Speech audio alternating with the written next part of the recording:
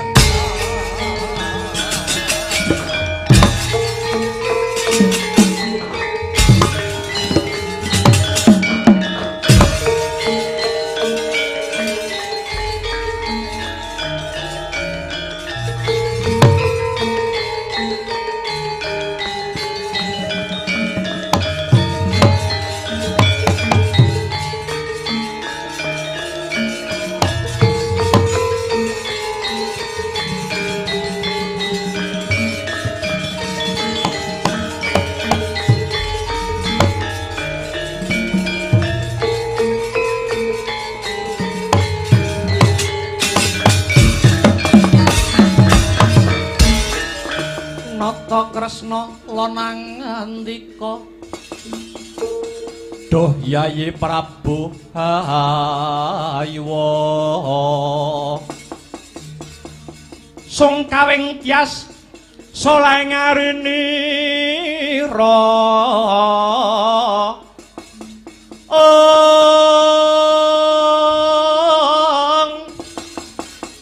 Ki Harya Wrekudara nadyan weruh yektining pangapus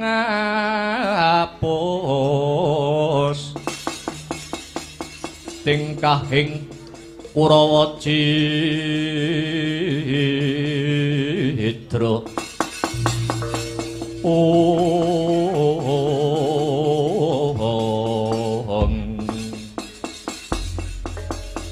Iwang suksma mangadi luwih muga payungana marang panjenenganing sun ora pangling panduluku iki kaya anakku parang Garuda si Samba Wisnu Brata njanur Gunung Kadingaren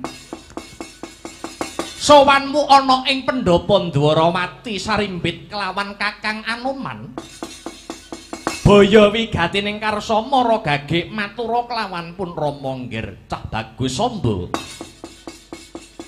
Saderengipun Kang Putra Samba ngaturaken wigatining karsa kepareng kula ngaturaken sembah pangabekti mugi kunjuk sandhap pepada paduka Kanjeng Rama Ndwarawati. Anakku bocah bagus iya.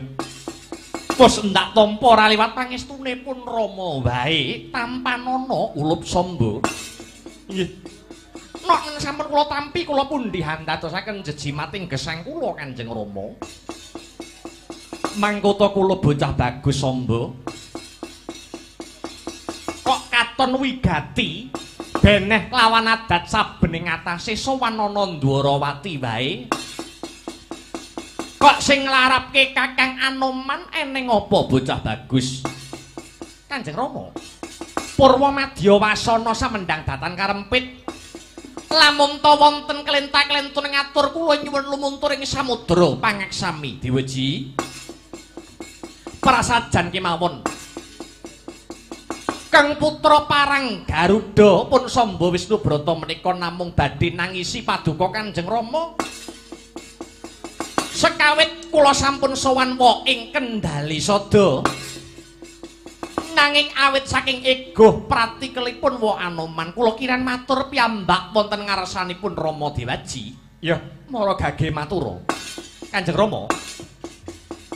Kang putra parang Garuda punika sampun ngancik dewasa sampun titi wancinipun kula menika palakrama. Mila saking menika dha Kanjeng Rama.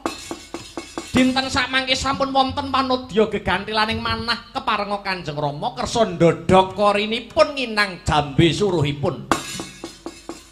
Anglamaraken panodya gegantilaning ati kagem Kang putra pun Samba. Ya jagat Dewa Bathara ya jagat Pangestungkara. Nggih. Pun Rama melu bungah. Pun Rama melu seneng ya kaya ngono kuwi. Ya kaya ngono kuwi kudangane wong tuwa marang anak lamun mancine palakrama enggal palakrama. Awit lamun jeneng sira Samba palakrama ora wurunga bakal duweni putra kinarya nyambung sejarahmu, sejarah Ndwarawati, sejarahe parang Garuda. Mara gage matura putri ngendi kang dadi kegantilaning atimu Samba Wisnubrata? Mboten sanes. Putri Jodipati atmajanipun Paman Werkudara nenggih Yayi Dewi Anantawati Kanjeng Rama.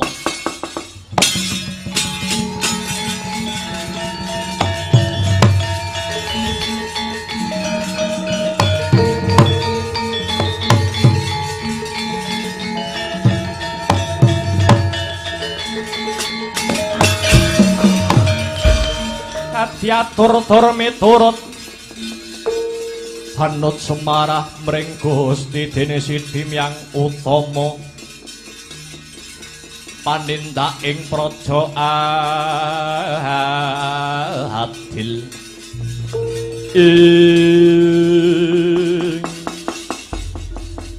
iya jagat iya dewa ya Bathara Samba kula wonten dawuh apa ora ana wanudya liya sing kok tresnani sakliyane si Anantawati.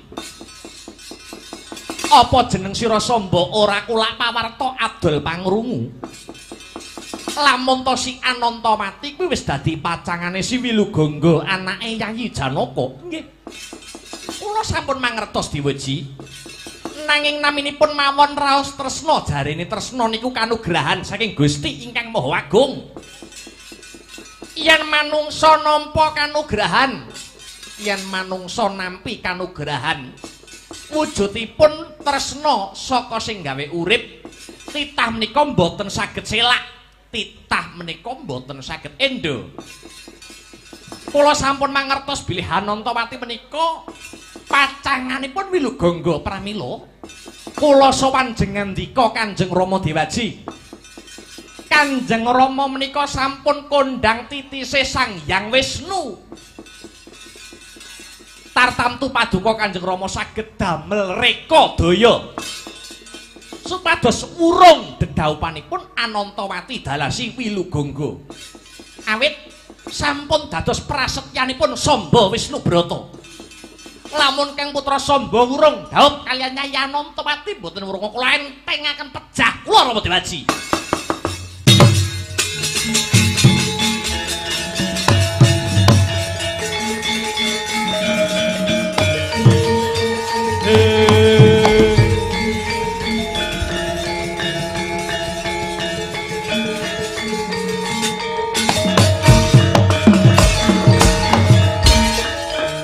Lah kok cupet pikirmu Samba? Dewaji mila kula ngantos nyowanaken dumateng Paduka Sinuwun. Awit sekawit sampun sowan dhateng Kendali Sada. Matur dhateng kula nanging kula mboten saged mutusi perkawis menika. Mila sawetahipun mangsa bareng Paduka Kanjeng Sinuwun Dwarawati. Ana tetembungan anak pulah bapa kepradah. Pancen bener Kakang Anoman. Anak polah bapa kepradah nanging ditonton dhisik polahe anak mau kaya ngopo. Yen polahe anak gawe arum asmane wong tuwa wajib mradahi. Ning yen polahe anak gawe kucem ora wurunga wong tuwa ora bakal mangestoni. Samba. Apa kowe ora duwe sir-siran wong wedok liya ngono? Lah iya to. Mbok golek wong wedok liyane. Sing perawan nggih wonten, sing rondo ya akeh. Mboten Maman. Kula menawi mboten Anantawati nggih mboten. Waduh la iki sing repot. Kados pundi Rama Dewaji? Rama Dewaji Prabu Kresna saged minangkani panyuwunan kula menapa mboten? Ya. Aku mung netepi tetembungan anak polah bapa kepradah. Pun Rama kang saguh nglamarake nanging yen si Anantawati tetep pilih si Wilugangga kepriye Samba? Samba mboten badhe gelo. Ingkang baku Kanjeng Rama sampun ngupayaken nglamar dhateng Jodipati. Ya, yen pancen kaya mangkono pun Rama dina iki kang bakal lumarap ana ing Jodipati Kakang Anoman Yayi Setyaki lan Kakang Udawa. Kados pundi sinuwun wonten dawuh Koko Prabu? Wonten dawuh Sinuwun, iya. Madya Balandrawati dikeprake. Melu ana Jodipati mbok menawa iki mengko ana bobol barating perkara. Madya Balandrawati kang jumangkah kang sarta keprembah ngestuaken dawuh Sinuwun budhal dina iki Kakang Anoman. Pumrekang para lumares budaling pramadya kuswa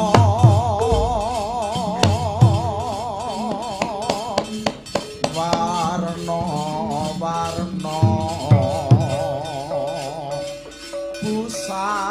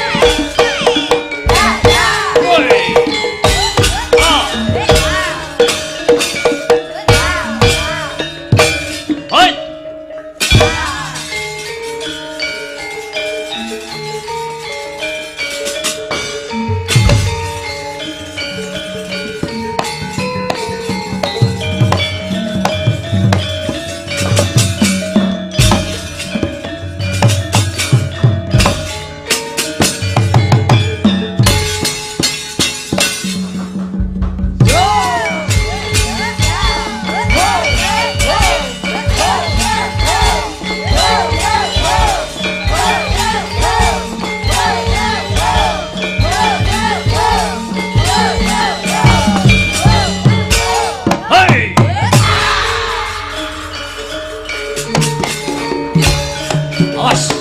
Woi.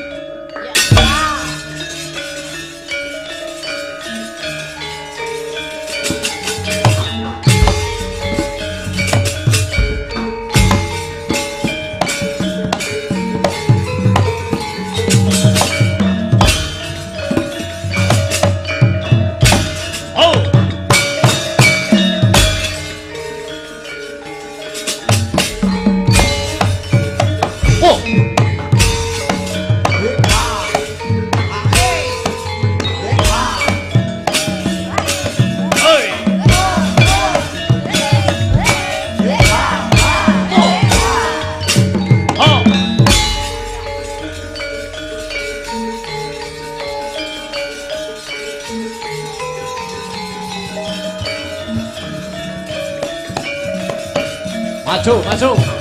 Yo.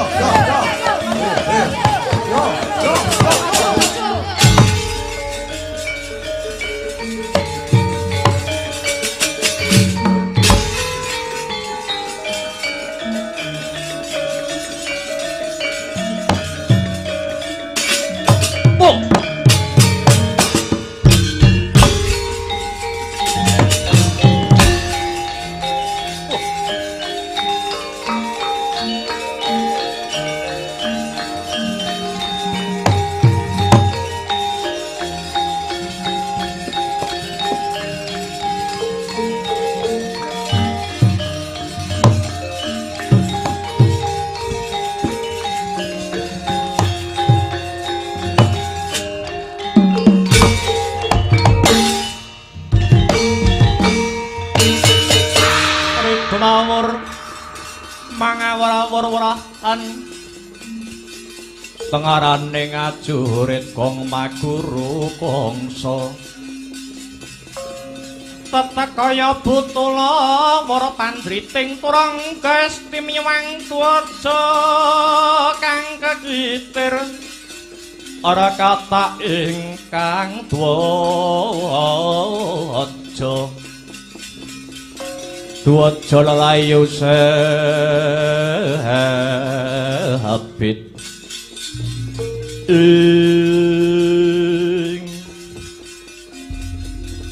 durung swanggonku saka negara Ngastina ana wanara kusika seta tegese kethek kulisi putih ora pangling Anoman Kartamarmaya dampyak-dampyak barisan segelar sepapan payunge megar kowe jamur barat tumbahan nyerang aku jati angaran semedya laku marep menyang endi Kartamarma ora wani aku bakal tumuju ana kasatren Jodipati perlune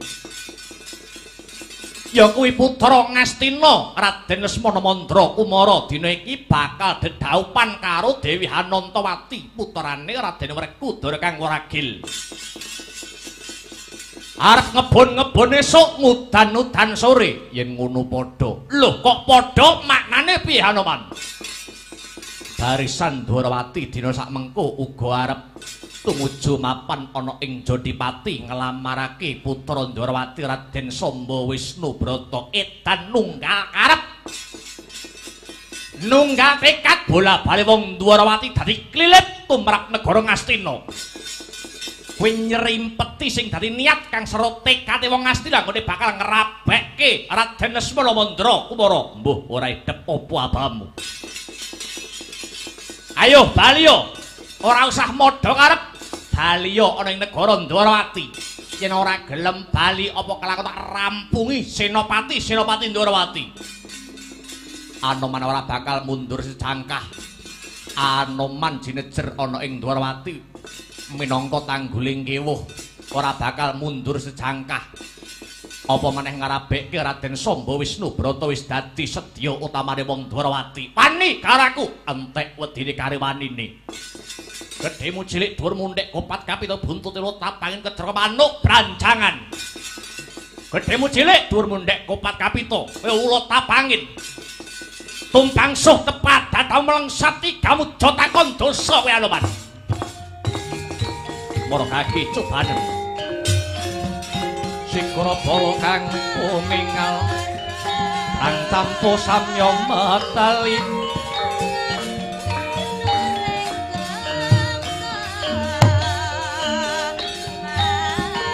Raden Gleteng kota sanyemangkong mangun kang niti benjang sang aji micil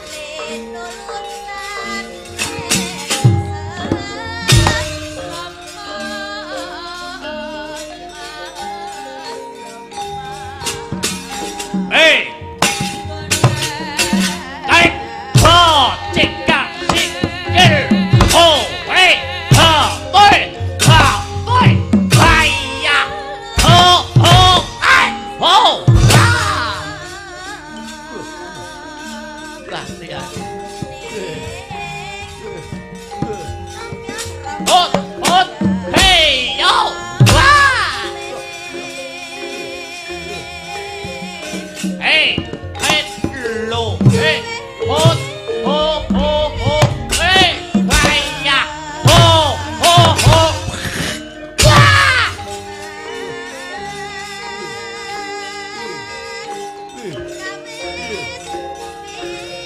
Ha, hei, hei, hat, hi, ho, hat, hoi, ho.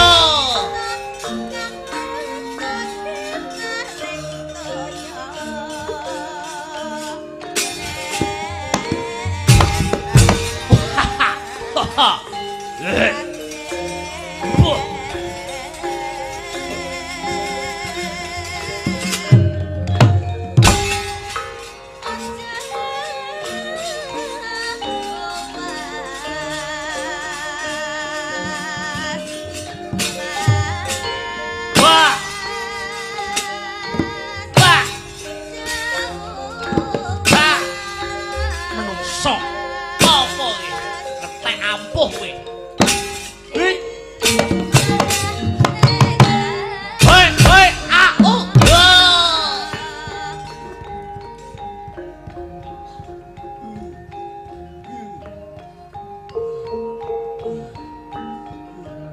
hut mati, hus, hus, ho, ho, hei, hut mati, ho, ha, hei, ho, ho, ha, wei, wei, ya, wei, wah.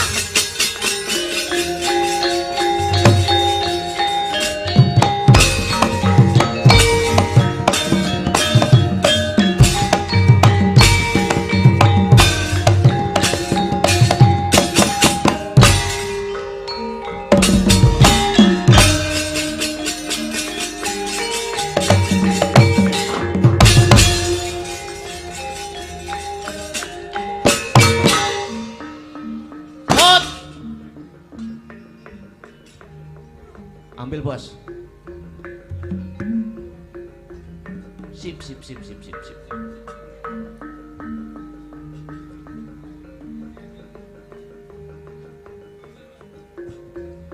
Setyaki kowe. Iya. Setyaki tandang.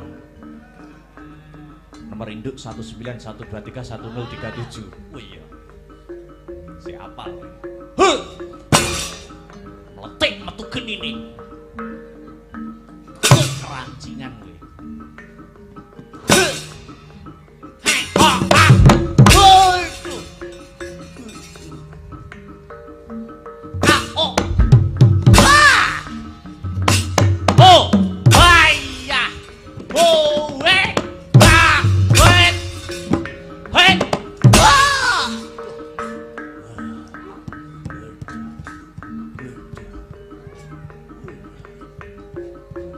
Weh. Bos, hit, ha, ha. Woi, lantai. Wah!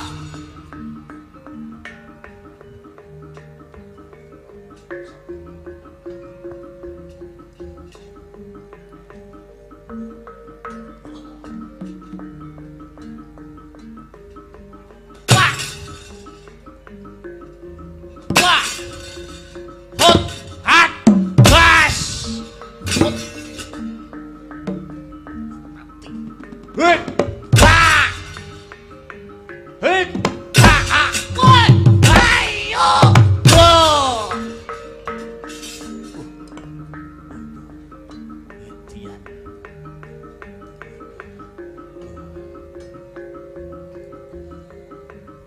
Hei! Wah! Oh! Wah!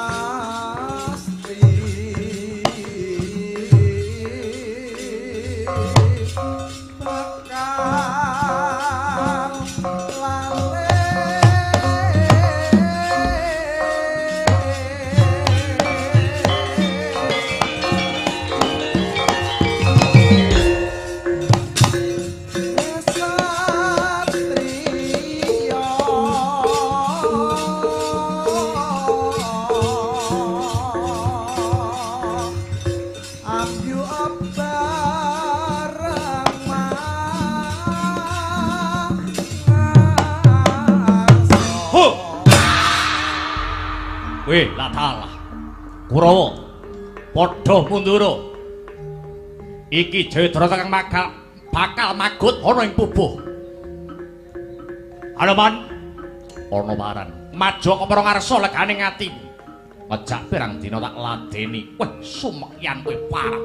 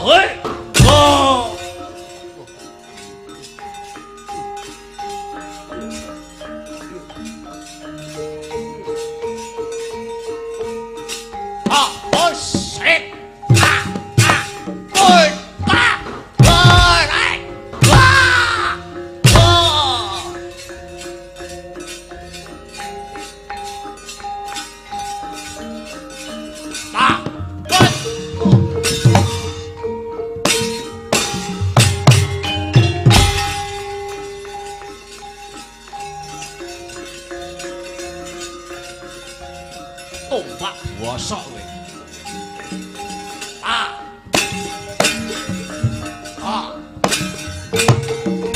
Hey! Wah! Ora minggat ilang nyawamu.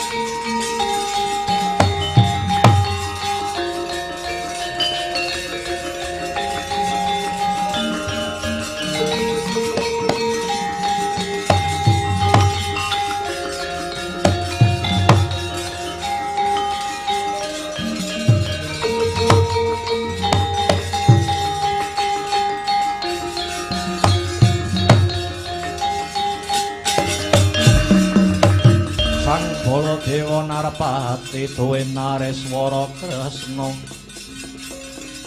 kalangkung ing tresnane romring Dyah Banon Jinawi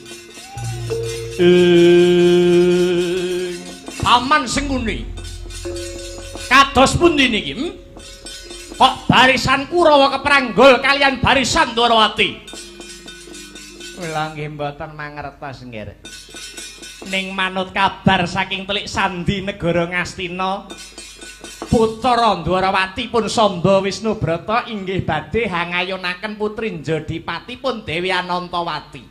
Samba bocah parang Garuda inggih. Dadi niki rada abot saingane. Mungsu anak Janaka mawon pun abot lah kok kerak mbahan anake Ratu Dwarawati. Nanging Paman Sengkuni ampun wasumelang mawon. Kula pribadi ingkang badhe parapting Jodipati nembung dhateng rayi kula pun Werkudara. Kuwi nggih. Kok kula radi pesimis to.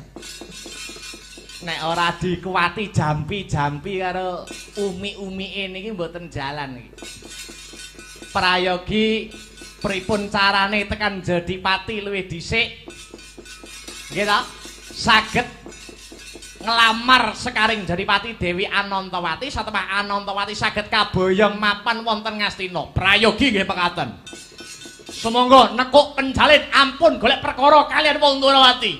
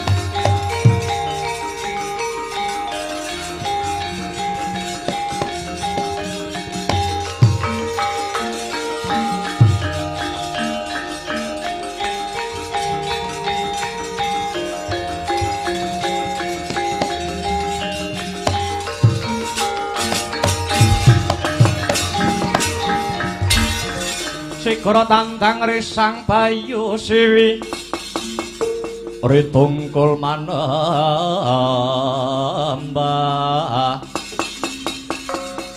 anglir boyo kuntap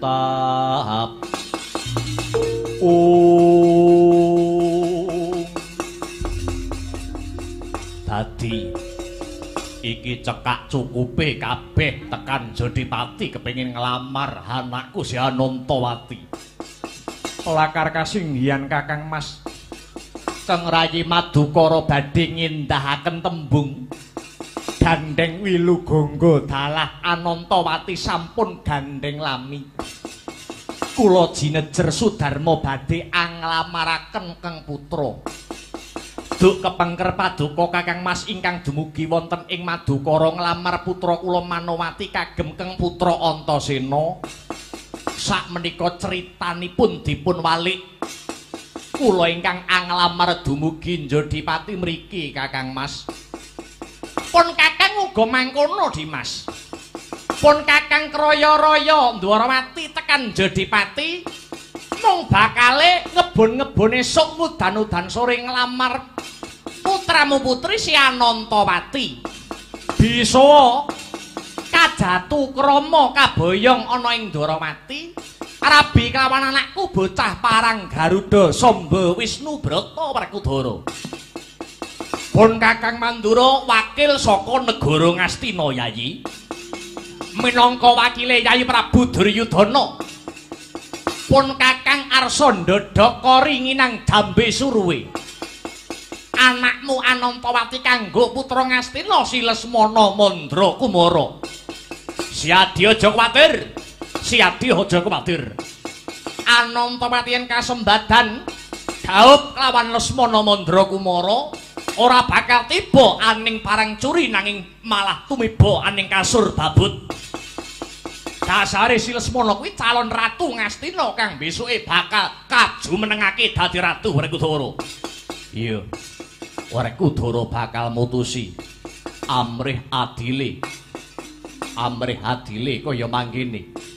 Gandeng Werkudara kepengin duweni mantu kang kandel njaba jerone. Mula calon mantu kudu didu kasektene. Sapa kang unggul ya kuwi dadi mantune Werkudara.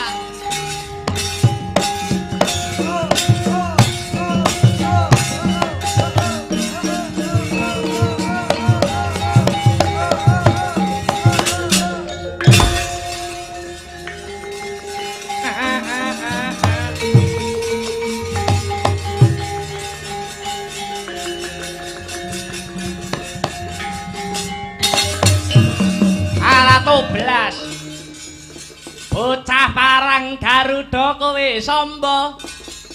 Kowe kudu ngalah. Kowe kudu ngalah bali ana ing Ndwarawati. Ora bakal aku ngalah. Yen perkara iki sedumuk bathuk sanyari bumi.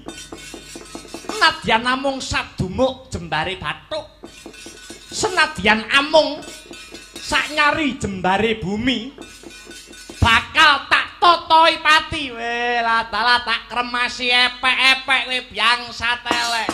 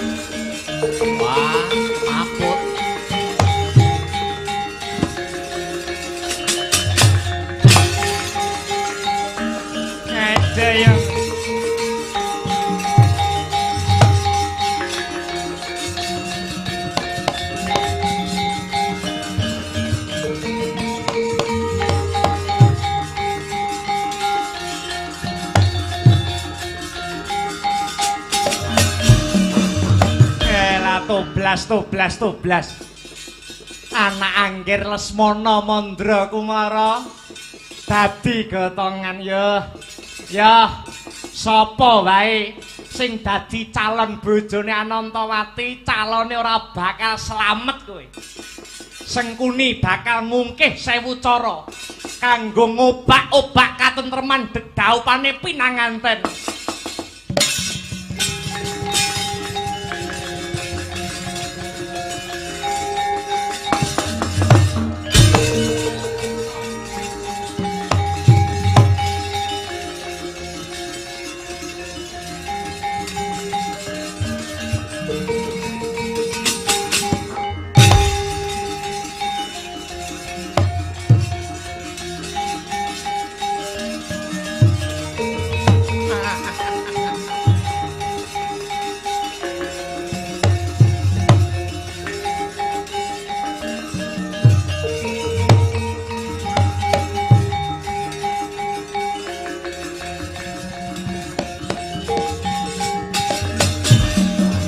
Kanjeng Rama Dewaji, kula badhe kasembadan nyaketi gegayuhan kula Kanjeng Rama. Saged sesandingan kalian wanita gegantilaning ati meninggipun Anantawati. Iya. Nanging aja sumbar mundak aber ya cah bagus. Mungsuhmu sak banjure luwih abot. Lho, mengsah kula sinten? Bambang Wilugongga anake Janaka. Ora kok ateges pun Rama ngentengke jeneng Sira Samba kuwi ora. Ning yen musuhe anak Janaka Samba bisa ngalahke, bebasan bisa ngraji angin, ngukir langit. Aduh. Kula nyuwun pangayoman Kanjeng Rama, kula nyuwun pambiyantu, kula nyuwun senjata pitulung tombak kenceng. Aja kuwatir Samba. Tak cunduki kembang Wijaya Kusuma, Samba ora bakal ngrasake lara lan ora bisa tumekaning pati. Matur nuwun Kanjeng Rama.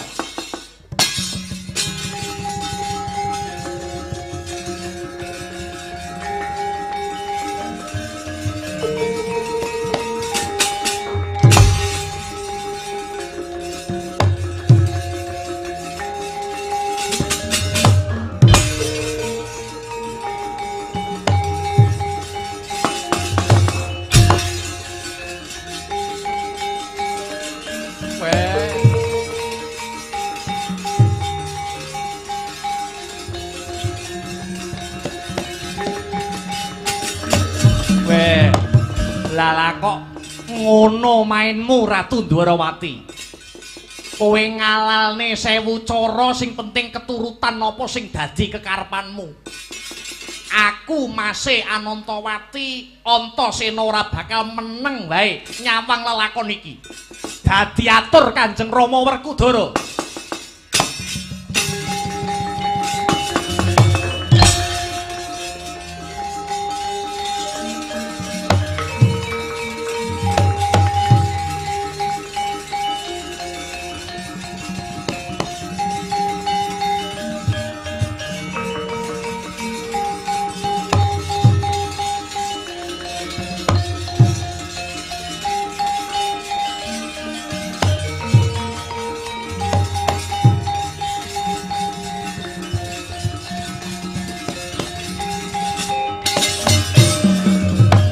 Ora cancut gumregut ngempat matang ora basa mungsuh.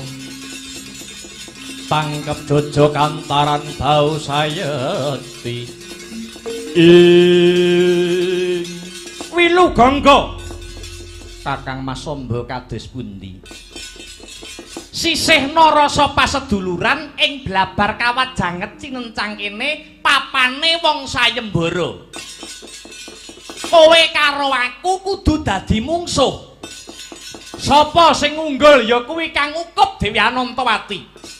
Wilugongga boten badhe mundur sejangkah. Lena dadi kwandha kowe.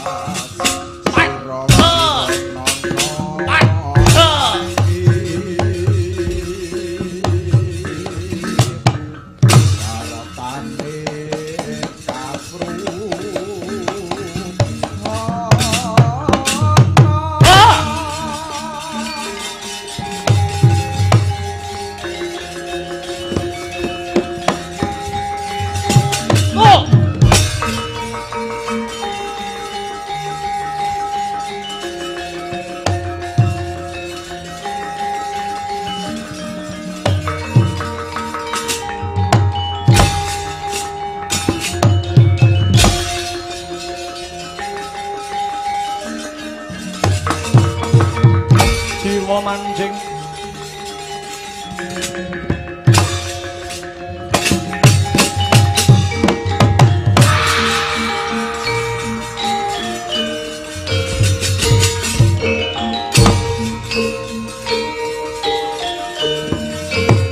oh Wilogonggo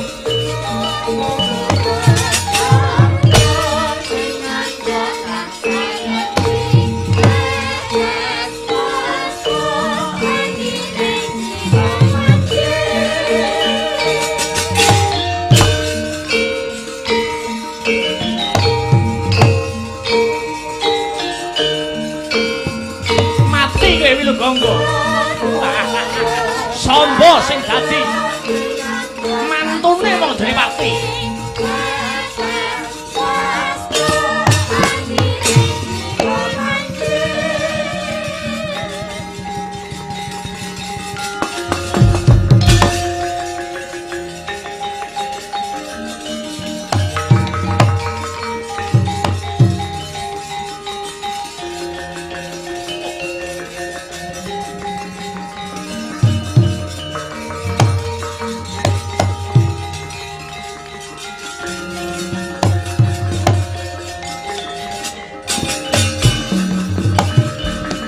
Mawang mangkun to kumpul patang gedhe sayang gongkoro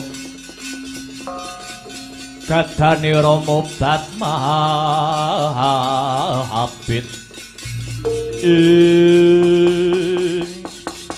Antasena mlayu-mlayu gawe kaget napa ngaturi ketiwasan Pak iki mau Kang Mas Samba wis bisa ngalahke putra Ngastina nanging bareng musuh tanding karo adiku Wilugonggo Kang Mas Samba dicundhuki Kembang Wijaya Kusuma karo Wandwarawati. Malah iki mau si Wilugonggo ditibani jemparing nganti kendang kapracondang, mbuh urip mbuh mati. Paman Janaka nganti keplantrang lakune. Nuruti Kang Sarta nututi kendange Wilugonggo anake. Iki kepiye, Pak? Wa Prabu Kresna nganggo cara sing banget culika. Antasena. Mara gagi tututana playune pamanmu Janaka. Konen bali ing Jodipati aja banget nguwatirake kendange si Wilugonggo. Werkudara duwe cara dhewe kanggo ngrampungke perkara iki. Ya, Pak, tak tututane playune paman Janaka.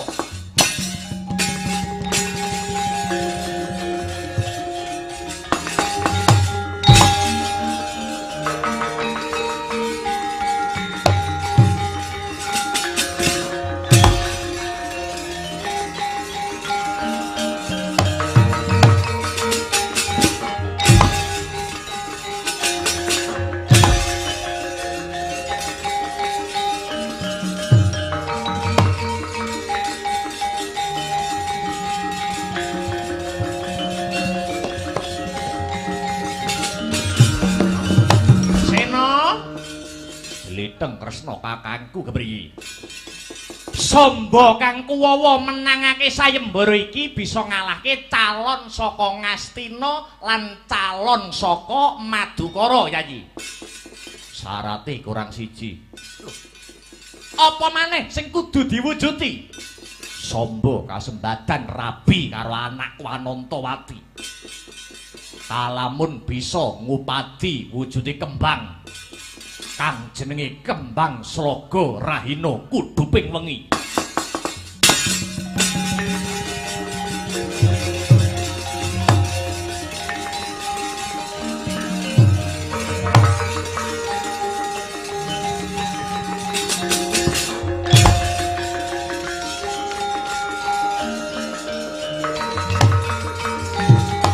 Ora mikir